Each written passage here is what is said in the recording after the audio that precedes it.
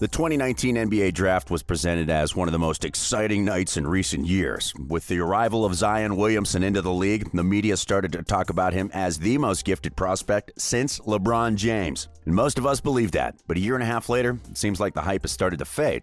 So, what's going on with him? Zion has proven to be capable of impacting the game in multiple situations. His presence on the offensive end and his ability to crash the boards make him a spectacular player, despite his young age.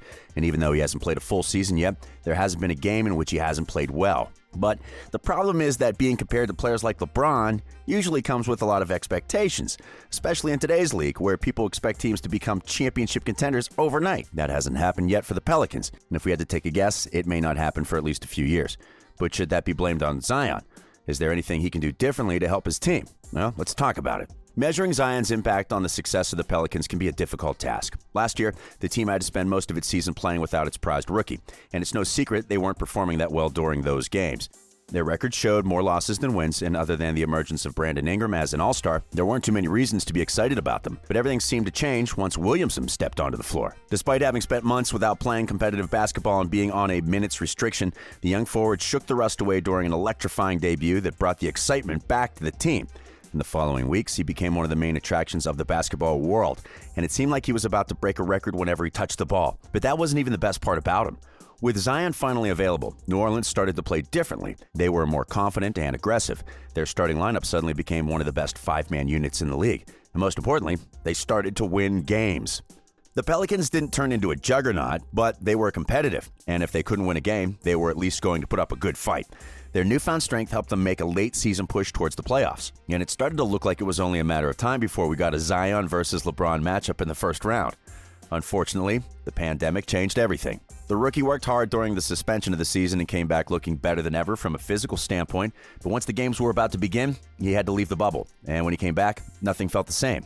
Since he couldn't participate in any of the preseason games and his conditioning wasn't where it needed to be, the team decided to put him in a minutes restriction once again, and we all know how that turned out. The Pelicans were awful during the seeding games, and even when Zion stepped on the floor, it didn't seem like there was anything they could do to make things different. So before anyone could notice, they were eliminated from playoff contention, and their season came to an abrupt and disappointing ending. But it didn't take long for them to change their focus towards the future.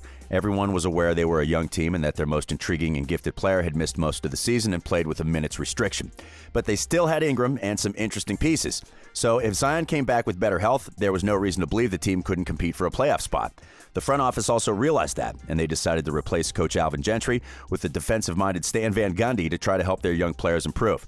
But they didn't want to leave the youngsters on their own. To complement the roster, the team also made a series of moves that brought Eric Bledsoe and Steven Adams. Fan favorite Drew Holiday was sent away, but the Pelicans received multiple draft picks as compensation. Of course, the fit of Bledsoe and Adams along with Zion, Ingram, and Lonzo Ball raised some serious questions. Among that group, only Ingram was known as a solid shooter. But even though spacing was a concern, there was a belief their talent level would be enough to get them some wins. And to everyone's surprise, that was the case during the first 6 games of the season. But it didn't take long for them to come back to earth as they lost 8 of the next 9 games. Some of those losses were to be expected. After all, the stretch included games against the Lakers, Clippers, and Jazz. However, the Pelicans weren't capable of beating the bad teams either, and their poor execution led to defeats against the Thunder, Hornets, and even the Timberwolves. But what happened with Zion during those games? If you weren't paying attention to the team, you might have assumed they were playing without him once again or that his minutes were under restriction. But that hasn't been the case. The young forward has been averaging almost 33 minutes per game, and so far, he's only missed 2 games. The additional minutes have also helped him improve his production in every category other than three-point shooting percentage. His health has been excellent, and his performance on the floor has been a reflection of it. In fact, despite not receiving as much attention as during last season, he's continued to break a few records every once in a while, especially when it comes to efficiency. For instance, he recently broke the franchise record for highest field goal percentage by a player scoring at least 30 points.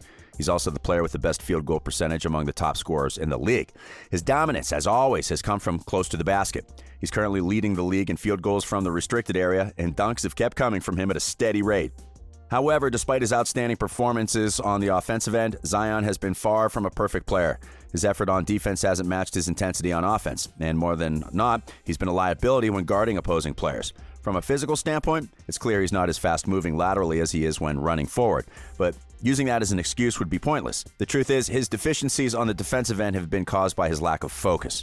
When rival teams have decided to target him on defense, they've usually found an open door. But even when he hasn't been attacked directly, he's allowed opponents to score easy points by focusing too much on the ball instead of on the player he's guarding. His lack of effort on defense led Van Gundy to call him and Ingram out in front of the media, while also mentioning how he started having film sessions with the duo to help them identify where they were failing and correct those issues. But should the two of them be the ones receiving the blame? Well, the truth is the Pelicans have many issues, and there's no way either Zion or Ingram can fix that by themselves.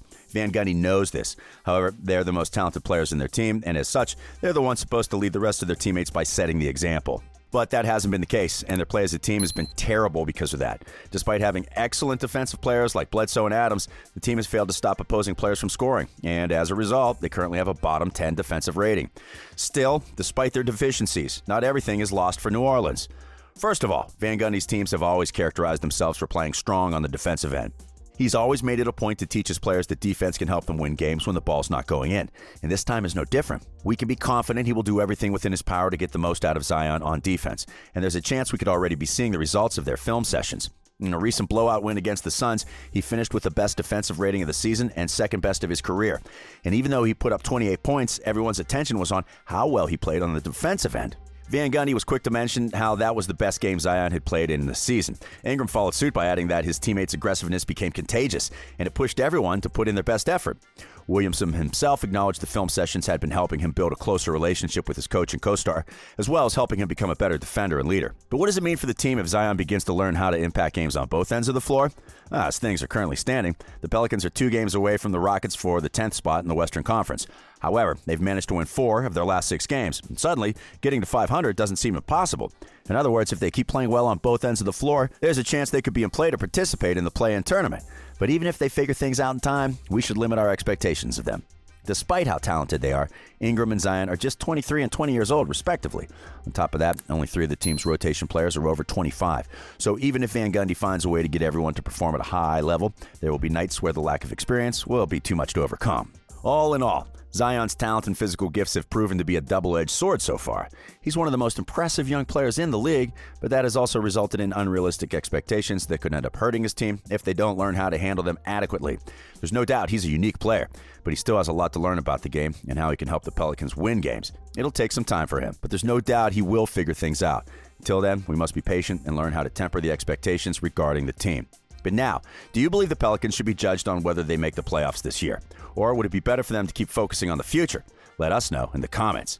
We hope you've enjoyed today's video, and if you did, remember to give it a like and subscribe to our channel so that we can keep bringing you more NBA content, because we are Courtside.